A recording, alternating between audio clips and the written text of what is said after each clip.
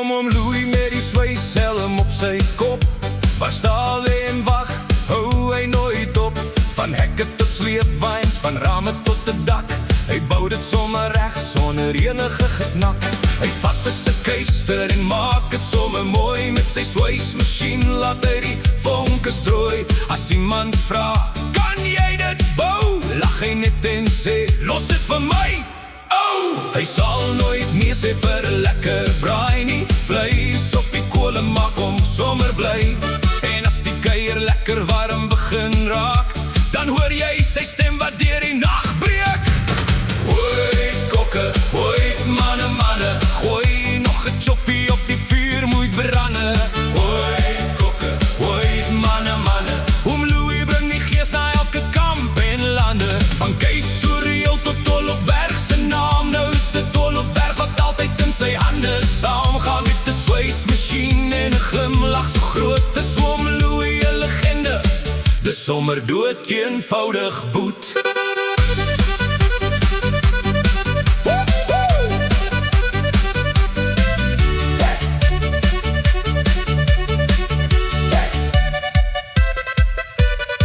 Enige staalwerk gee dit net vir hom.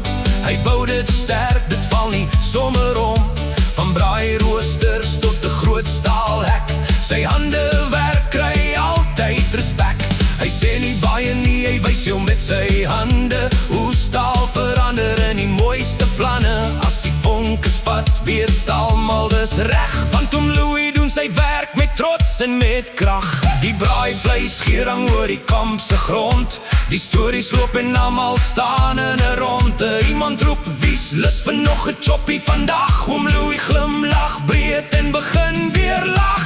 Hoi kokke, hoi manne, manne, laat die vuur hoog brand, laat die mense saamspan. Hoi kokke, hoi manne, manne, dis oom Louis wat die lewe kan aanpak. Met Tolofberg in die glas en die swyser in die hand, bou hy staalwerker oor die land. 'n braai, lag en 'n vriend vir almal om hom. Oom Louis, jy bly 'n eysterman vir ons, daarom sing ons saam.